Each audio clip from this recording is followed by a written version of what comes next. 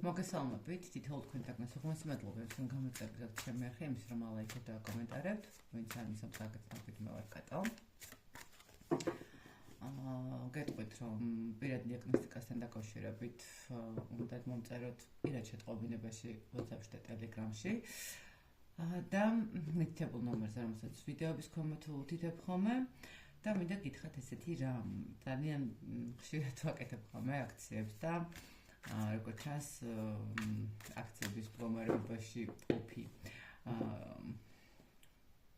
გაშლები უფრო ხელმისაწვდომია ადამიანებისთვის და ხშირად წერენ ხოლმე, რომ ხო არ გაქვთ აქცია. მოკლედ გავაკეთოთ ესე. გავაკეთოთ აქცია 21 და 22 მარტი 2 დღით, მხოლოდ და მხოლოდ სრული დიაგნოსტიკა, ანუ ყველა სფერო იქნება 70 ლარი, ხოლო ერთი კონკრეტული სფერო, პირადია ეს სამსახურია თუ თქვენ როგორც ჩათვლით საჭიროთ, იქნება მხოლოდ 50 ლარი. ოღონდ მხოლოდ 2 დღით, 21 და 22 მარტს. რაც შეეხება დღევანდელი გაშლა, მინდა გავაკეთო ესეთი ურთიერთობაზე. ვნახოთ ზოგადად რა ურთიერთობა იქნება, რა ურთიერთობაზე იქნება საუბარი, რა ენერგიებით არის და შემდეგ უკვე იქიდან გამომდინარე დავუსვათ კითხვები. თუ წასული ურთიერთობა აღდგება თუ არა, თუ მოქმედი ურთიერთობა როგორ განვითარდება და ასე შემდეგ, ხო? ვნახოთ. რა ურთიერთობაზე საუბარი, როგორი ურთიერთობა მოვიდა ახლა. საკმაოდ ესე ვიტყოდი, რომ ეს ურთიერთობა შემთხვევით ურთიერთობა შეიძლება არ არის. ეს ურთიერთობა არის საკმაოდ კარმული ურთიერთობა პირველ რიგში, იქიდან დავიწყოთ. ეს ურთიერთობა არის ურთიერთობა, როდესაც ადამიანი ჩვენს ცხოვრებაში მოვიდა ისეთ დროს, ისეთ მდგომარეობაში, როდესაც ყველაზე მეტად ვჭირდებოდა შეიძლება ამ ადამიანის თანადგომა გვერდში ყოფნა, ხო? ურთიერთობაში არის ძალიან ბევრი ისეთი მომენტები, რომელიც შეიძლება ითქვას, რომ არ შეიძლება ეს ურთიერთობა შედგეს, თქვათ, ხო, ხელის შემშლელი ფაქტორები. ასევე ვიტყოდი, რომ ურთიერთობა არის ძალიან ისეთი ემოციურადაც ცოტა ისეთი აქტიური შეიძლება ითქვას, ხო? ყოველ შემთხვევაში ეს ურთიერთობა შემთხვევითობა ნამდვილად არ არის. ამიტომ შეიძლება ითქვას, რომ არის კრიზისული სიტუაციაც და რაღაცა გაურკვევლობის მომენტები. შეიძლება ითქვას, რომ ურთიერთობაში, არ ვიცი, ერთ-ერთი მხარე ყოველ შემთხვევაში შეიძლება გასულია ურთიერთობიდან, ან უბრალოდ არის ის მომენტი, როდესაც გააზრებისთვის გავდივართ, ან არის ის მომენტი, როდესაც უნდა სხვა გზა არ არის, უნდა დავიშალოთ და წავიდეთ. ყოველ შემთხვევაში ურთიერთობაში არის კრიზისი. თუმცა კიდევ ერთხელ ვიმეორებ, ეს ურთიერთობა არ არის ისეთი ჰაერიდან მოსული ურთიერთობა, ეს არის ურთიერთობა, როდესაც განგებამ შეახვედრა ერთმანეთს, აი ზუსტად ეს მომენტი შეიძლება ითქვას აქ.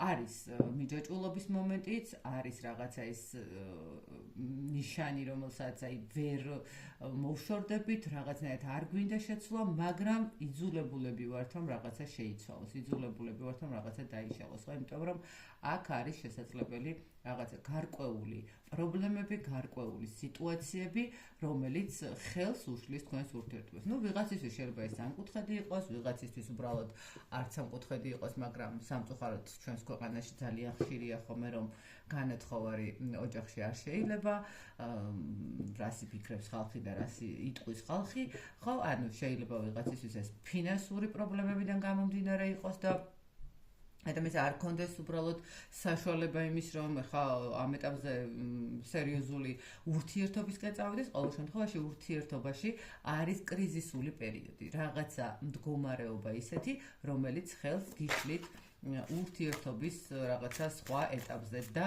ამიტომ შესაძლებელია ეხლა ამ ურთიერთობაში არის განხეთქილება. მეორე მხრივ შესაძლებელია რომ იყოს რაღაცა მომენტში სკანდალურადაც მომენტები, ხო, იმიტომ რომ ნახეთ როგორი რაღაც არის, როდესაც ურთიერთობა იწყება ადამიანები კი მესმის რომ ესე იმ განზრახვით არ გაიცნობენ ერთმანეთს, რომ აი ხვალზე თქვათ ჩვენ ერთი ოჯახი უნდა ჩამოყალიბდეთ.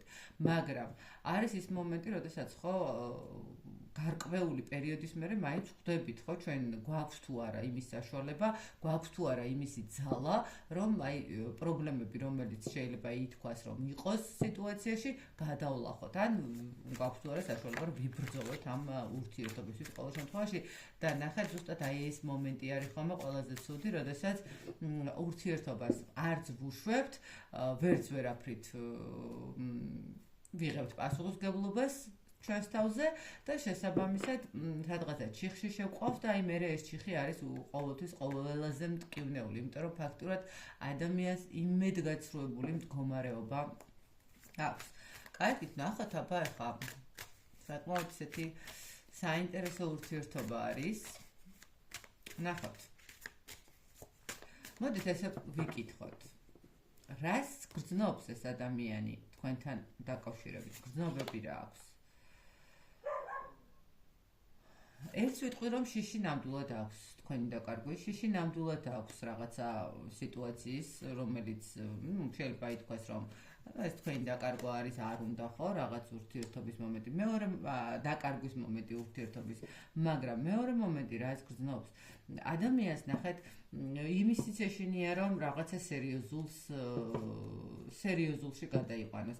ადამიანისთვის ესე ვიტყოდი, ურთიერთობის მდგომარეობა არის ესეთი მსუბუქი ჰაეროვანი მდგომარეობა, რომელშიც აი რაღაცა მიყვარხარ გიყვარვარ, მომწოხარ მოგწონვარ, გავისერნით გამოვისერნეთ, მაგრამ ცოტა რთულია პასუხისმგებლობების აღება, ცოტა რთულია რაღაცა ზედმეტი ენერგიის ჩადება ურთიერთობაში. არის იცით რა მომენტია კიდე, რომ არიან ადამიანები, რომლებსაც უბრალოდ ფიზიკურად არ აქვთ იმისი მომენტი, აი რომანტიზმის მდგომარეობა, ხო? ანუ არ შეუულიათ, რომ იყვნენ რომანტიკოსები, არიან ესეთი ადამიანებიც. ნუ ყოველ შემთხვევაში გრძნობებთან დაკავშირებით ადამიანს აქვს თქვენთან ემოციური კავშირი, ადამიანს აქვს თქვენთან რაღაცა ისეთი სულიერი მდგომარეობა შეიძლება ითქვას, სასიამოვნო მომენტები, ერთ მხრივ ეშინია კიდევაც შეიძლება დაკარგვისაც რაღაც მომენტში, მაგრამ აი რო გითხრათ, რომ ადამიანი ამბობს იმას, რომ თქვათ მე ეს ადამიანი მიყვარს და რაღაცა სხვა მომენტი არის, აი ამას ბოლომდე ვერ გეტყვით. კი ბატონო, სასიამოვნოა თქვენთან ყოფნა, თქვენ ხართ საკმაოდ ისეთი საინტერესო ადამიანი, საკმაოდ ისეთი იცით როგორ უნდა მიუდგეთ ადამიანებს, იცით როგორ უნდა დაეხმაროთ, იცით როგორ უნდა მოაწონოთ თავი, ხო, თქვათ პირობითად ისე ყველანაირად შეიძლება გაუგოთ ადამიანს. რაღაც მომენტში აი ამოუხსნელიც ხართ შეიძლება ითქვას, ხო, ამ ადამიანისთვის კი არა, ზოგადად ყველასთვის, ხო, ამოუცნობი რა კუთხით, იცით, აი თითქოს გიცნობთ, მაგრამ რეალურად ისე ვითარდება მერე მოვლენები, რომ ფაქტურად თურმე არც კი გიცნობთ, ხო, რაღაცა კიდევ უფრო ახალი, კიდევ უფრო საინტერესო, კიდევ უფრო მეტი ინფორმაცია მოსდით. გრძნობებთან მიმართებაში ადამიანის გრძნობები უფრო ესეთი მსუბუქი არის, მაგრამ შიშებით სავსე. შეიძლება ისეთ რა არის თქვენ ძალიან ისეთი შიშიც იმიტომ მქონდეს, რომ საკმაოდ ისეთი კარგი ინტუიცია გაქვთ, ზუსტად იცით, აი ნახეთ, ადამიანი ვერ მოგატყუებთ, ადამიანი ვერ შეძლებს თქვენთან რაღაცა თამაშის თამაშს, ხო, რომელიც სადაც ვერ გაუგებთ, შეიძლება თვალი დაუხუჭოთ, შეიძლება რაღაც შესაძლებელია კოლეგაც იყოს ვინმე, იმიტომ რომ რაღაცა და აი ეს მომენტიც არის შიშით და შესაბამისად შესაძლებელია ესეც იყოს ბარიერი თქვენთვის, ხვდებით, აი ესეთი მომენტი არის. კარგი, მოდით ნახოთ. გულწრფელად რა ურთიერთობა უნდა ან უნდოდა, ხო? იმიტომ რომ ახლა თუ განხეთქილება არის, ცოტა ისეთი მომენტია. მოდით ნახოთ მაინც რა ურთიერთობა უნდა თქვენთან ამ ადამიანს, რა ურთიერთობა გინდა. არ იცის ზუსტად.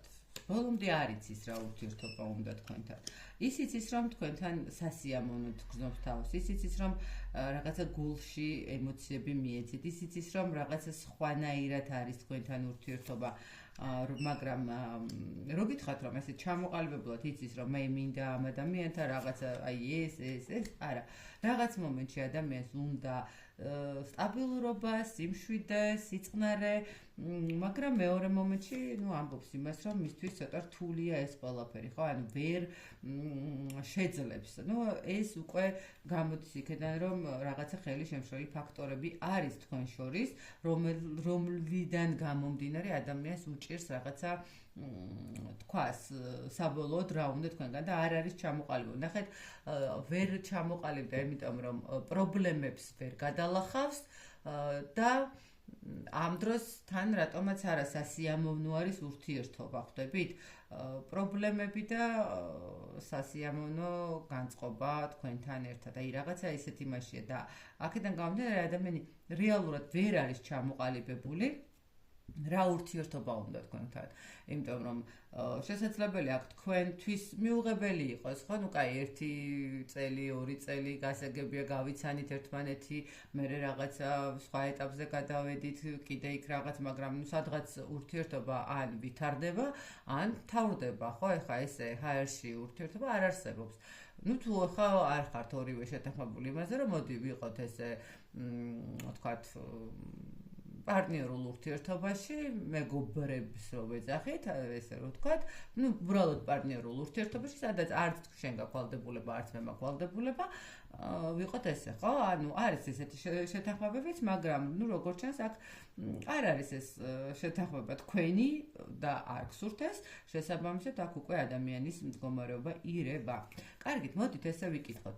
რა ხელის შემშლელი ფაქტორი არის თქვენი ურთიერთობის? ვის? რა ხელის შემშლელი ფაქტორი არის თქვენი ურთიერთობისთვის?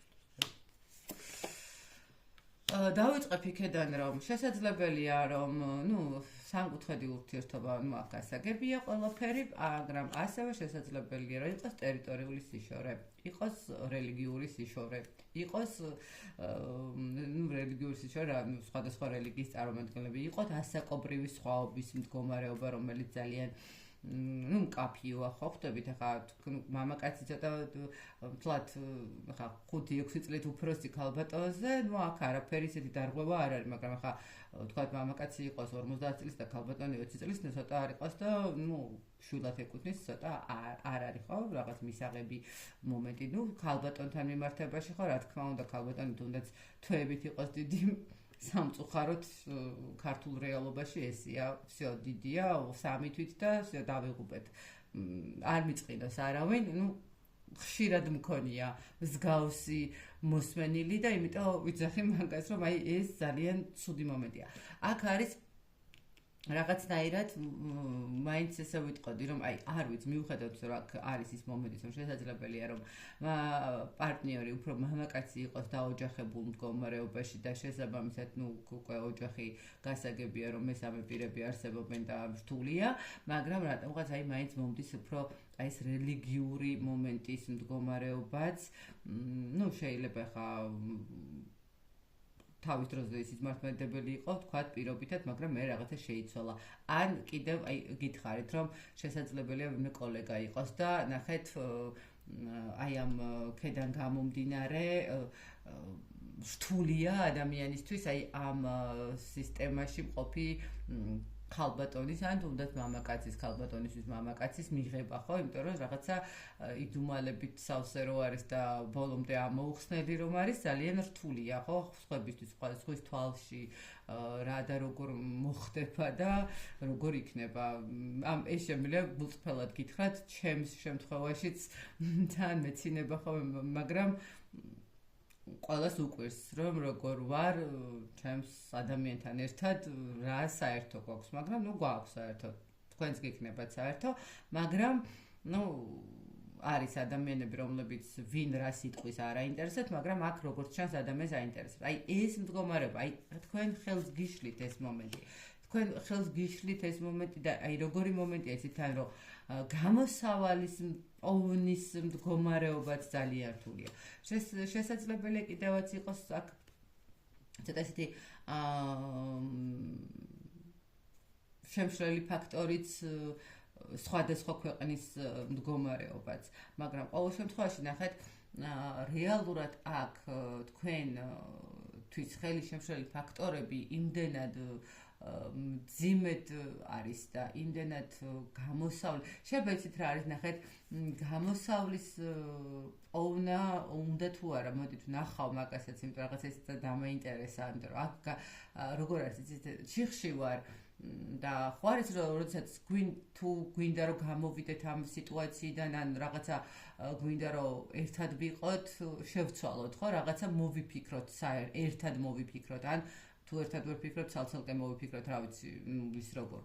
მაგრამ აქ ადამიანი უმოქმედოდ არის, ხვდებით? ნუ თუ ეხა განსაკუთრებით თუ არის ის მომენტი კონკრეტულად, რომ ოჯახი ყავს და დაოჯახებულია, ან უკვე გასაკებია, რატომაც ვერ მოქმედებს ადამიანი და აქ ვერ პოულობს რაღაცა ისეთ გამოსავალს, ხო?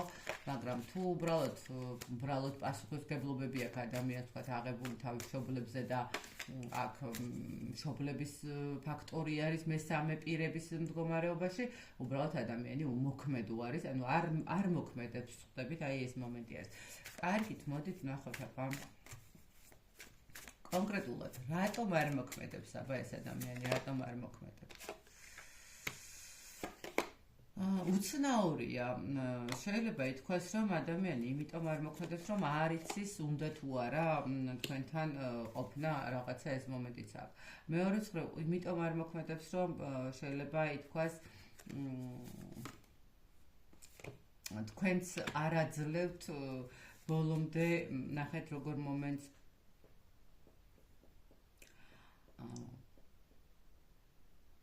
ბოლომდე არ უშვებს თქვენთანაც, შესაძლებელია ეს მომენტი იყოს და ხო, აი, ამიტომ არის შეიძლება თქვენ გაუშვით ეს ადამიანი რაღაც მომენტში, ან ისეთი დისტანცირება თქვენი წამოწყებული იყოს და მაგიტომ გავჩერდი, თქვათ, არ დავიწყე მოქმედება. თუმცა თუ აქ იმ კუთხით მსჯელობთ, რომ ხელი შემშლელი ფაქტორებიდან გამომდინარე რატომ ვერ მოქმედებს, ხელი შემშლელი ფაქტორები, იმიტომ რომ არ არის ბოლომდე დარწმუნებული თავის თავში, არ არის ბოლომდე გარკვეული თავის თავში რა უნდა და თან პლუს მაგას ესეთი თავდაცვა აქვს ჩართული თითქოს. რაღაც მომენტში შეიძლება თქვენგან ეს მომენტი აქვს, რომ ანუ ვერც თქვენგან ვერ არის დარწმუნებული, რომ თქვენც გინდათ, შეიძლება ეს მომენტიც იყოს. ან რამდენად მიიღებთ ამ ადამიანის შემოთავაზებას, ხვდებით, ნახეთ, თუ აქ ის მომენტია, რომ მე გამოსავალს პოულობ იმაში, რომ ერთად მინდა ვიყოთ და მოდი ესე მეგობრულად ვიყოთ ჭერქვე შეიძლება ვერ ვიცხოვროთ, მაგრამ ყოველდღე გნახავ, თუ რაღაცა შემიძლია დაგეხმარები, გვერდში დაგიდგები, დავტკბეთ ურთიერთობით, ხო? ანუ ფაქტორებიდან გამომდინარე, ვერ გავრისკავ, ვერ გადავდგავ ამ ნაბიჯს, მაგრამ მე ვიქნები შენს გვერდით და აქ თქვენ არ მიიღებთ ამას და აქ ეგრევე ეტყვით, რომ აბა მოდი ხა გაჩერდი და ესე დამალულ ურთიერთობაში მადლობა არ მინდა ყოფნა. აი ზუსტად ეს მომენტი, ანუ არ იცის თქვენგანაც რა იქნება და შესაბამისად გამოსავალსაც იმიტომ ვეღარ ეძებ. შეიძლება ეგ არის მისთვის გამოსავალი და ნუ სხვა გამოსავალს რახან ვერ ხედავს, ნუ აღარც ეძებს. კარგით. გეგმავს რაიმე ქმედებას თქვენსკენ, ხო? თქვენთან მიმართებაში რაიმე ქმედებას გეგმავს თუ არა? კი, გეგმავს მობრძანდება. აუცილებლად მობრძანდება ეს ადამიანი, მოვა თქვენთან რაღაცა ისეთი დაღლილი, დაქანცული, მოიტყვენ ენერგია გამოცლილი, ხო? და მე ისე ვიტყოდი, რომ ადამიანი შემოგთავაზებთ იმას, რომ აი რაღაცა შეიძლება ითქვას, რომ მინდა რაღაცა ერთად ვიყოთ, მინდა რაღაცა ემოცია გქონდეს, მეც ანუ ერთად მოვძებნოთ რაღაც გამოსავალი. და აი რაღაცა ეს მომენტი შეიძლება გქონდეს ადამიანს, მაგრამ ნახეთ, სანამ აქამდე მივა, მე ესე ვიტყვი, ერთ სადღაც 3 თვე მაინც დასჭირდება ამ ადამიანს იმისთვის, რომ ეს გაანალიზოს, რომ აი იცი, მინდა შენთან ყოფნა და ცუდად ვიგზენი თავი და მოდი ახლა მომეხმარე რაღაცა გადავხედო სიტუაციას, როგორ შეიძლება დავალაგოთ მდგომარეობა. აი ესეთი ენერგია მოდის, ხვდებით, რომ აი მომენატრაის ერთად ყოფნა, მომენატრაის რაღაცა მდგომარეობა, რომელშიც ერთად ვიყავით და იქნებ მოდი რაღაცა შევძლოთ თავიდან დაწყება, შეიძლება ეს მომენტიც იყოს, მაგრამ რო გითხრათ, რომ რაღაცა ესეთი კონკრეტული ნაბიჯით მოვა ეს ადამიანი და რამე კონკრეტულს შეცვლის, ცოტა მეეჭვება აქ, იმიტომ რომ ძალიან ესეთი ენერგიებით არის ხო, რაღაც მსუბუქი ენერგიებით. მეცდება, რომ თავიდან ცადო შეიძლება ითქვას. ზოგადად სამყარო თუ ხედავს თქვენს ურთიერთობას ერთად.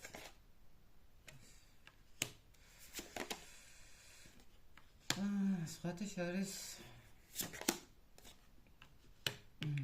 შორის ესე ვიტყოდი, რომ რაღაც მომენტში შეიძლება ითქვას, რომ სამყარო ხედავს თქვენს ურთიერთობას ერთად, მაგრამ ახალი რატომ?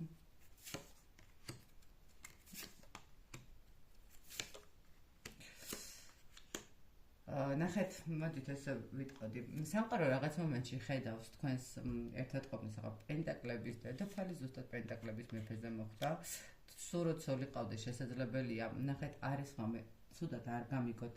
განსაკუთრებით მეუღლეებს ხვდებათ ხოლმე გულზე, როდესაც ვიძახე, რომ არის შემთხვევები, როდესაც წყვილი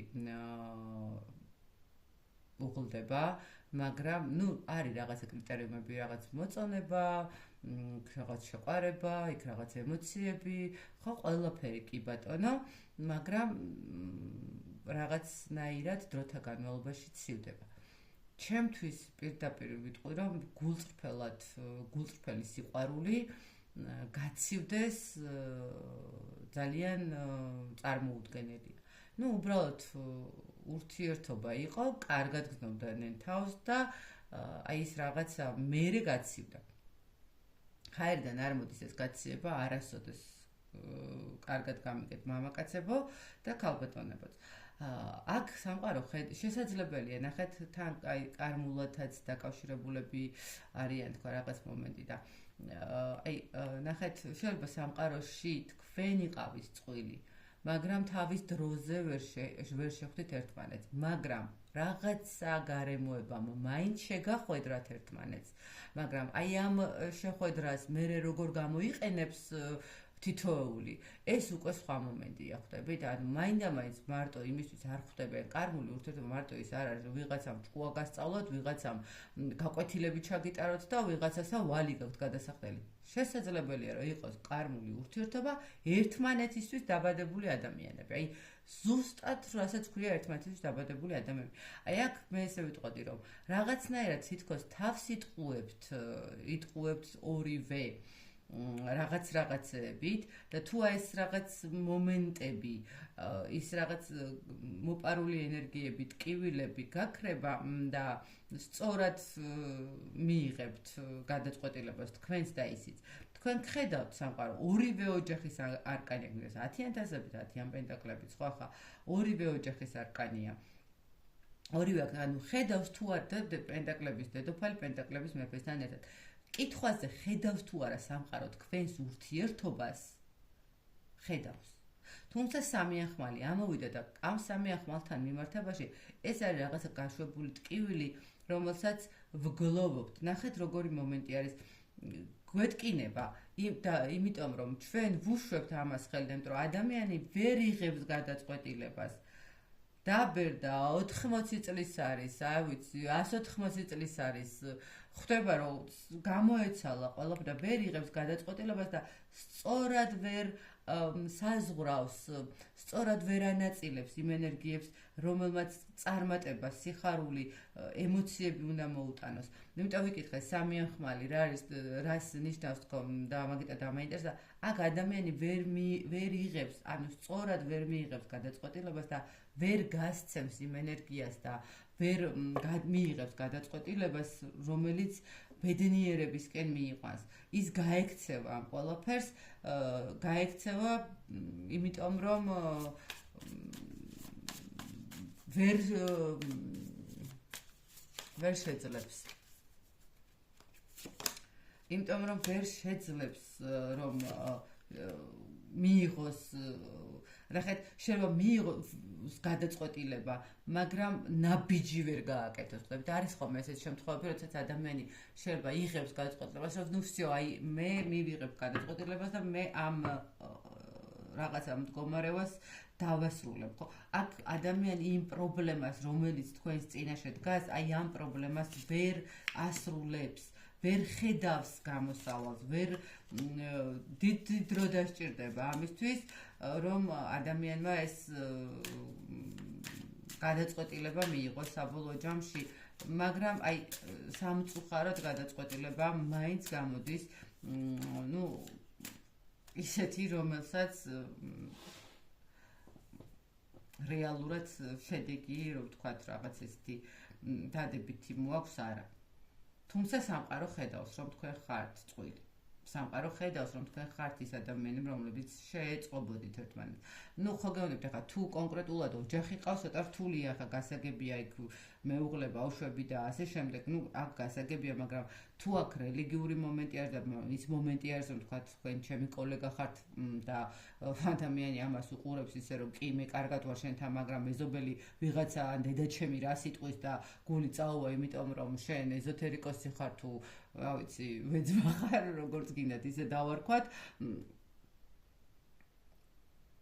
ქალბატონებოს და მამაკაცებო, თქვენ უნდა იცხოვროთ ერთმანეთთან, არც დედებთან და არც მამებთან არ ცხოვრობთ.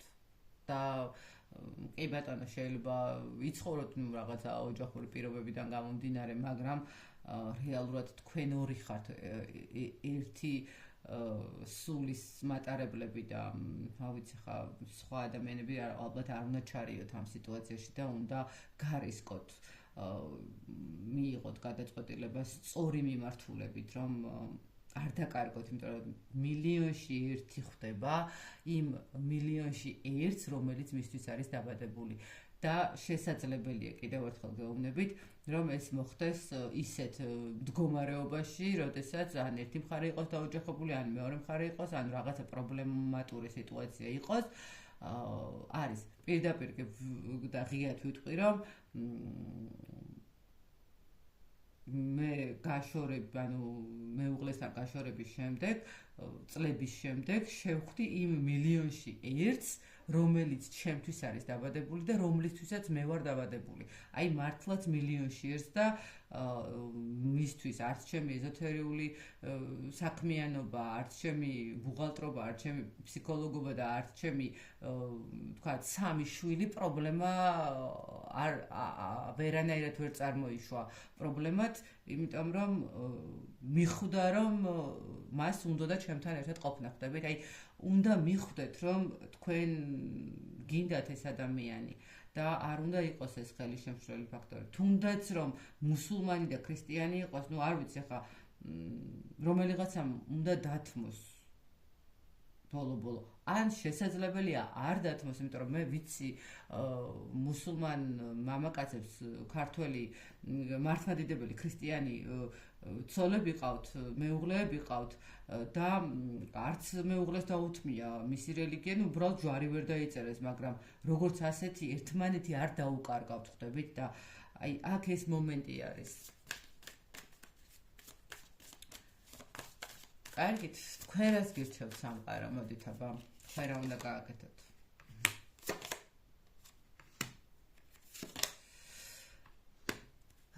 ძალიან გაგიჭირდებათ ამ ადამიანთან, ისე ვთქვათ, ყოფნა, შეიძლება ითქვას, იმიტომ რომ ადამიანი ვერ ჩამოყალიბდება საბოლოო ჯამში, რომ ძალიან ბევრს ფიქრობს და საბოლოო ჯამში შესაძლებელია ისე ითქვას, რომ მაინც ყველაფერი დასრულდება. ამიტომ ეცადეთ მოატრიალოთ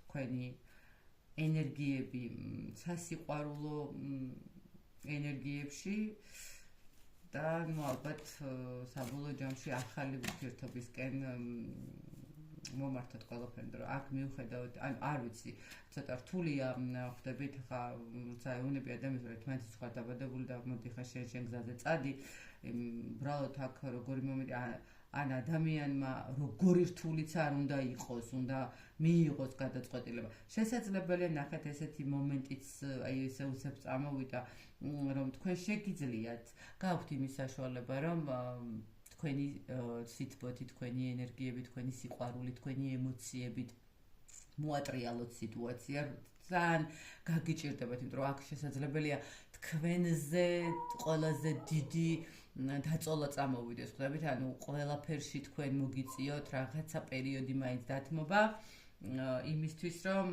ადამიანმა საბოლოო ჯამში მიიღოს გადაწყვეტილება, არა გონებით, არამედ გულით და გააკეთოს ის, მიუხედავად რომ არის ის საწავ, არის ის როგორ განვითარდება მე, არის ის როგორ დაალაგდება სიტუაცია, ხო? ვიღაცა სახლიდანაც გამოუშვან, რომ როგორ გაბედე და გააკეთეს ნაბიჯი, ვიღაცამ შეიძლება, ყველას თავისი სიტუაციები აქვს საჯარო გაშლა, ხო?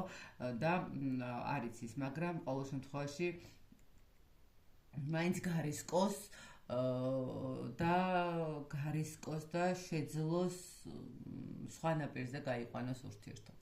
ასე რომ თქვენ შეგიძლიათ რომ რაღაცას მოატრიალოთ, ხო, ეს რაღაცა სასიყვარულო რიტუალები ჩაატარეთ, მეთქი შეიძლება ესე არ იყოს, მაგრამ ყოველ შემთხვევაში შესაძლებელია ეს მომენტიც რაღაცა ცოტა ისეთი მსუბუქი რიტუალები, თუ კოლეგები ხართ, მით უმეტეს ოღონდ არაფერი ისეთი ჩაკეტვა და მიჯაჭვულობას გააკეთებთ, იმიტომ რომ ეს თქვენს დაგაზარალებთ და მასაც დააზარალებს, ბოქლომებს დაადებთ რავის, უბრალოდ შეიძლება ენერგიების გაღვივება, მეტი ემოციების და მეტი სითბოს მიცემა ადამიანისთვის და მე რთულად, მაგრამ საბოლოო ჯამში შეიძლება რომ მიიღოს გადაწყვეტილება, რომ კაი, მოდი რაღაცა ვცდი მაინც, ხო, აი რაღაც ეს მომენტი.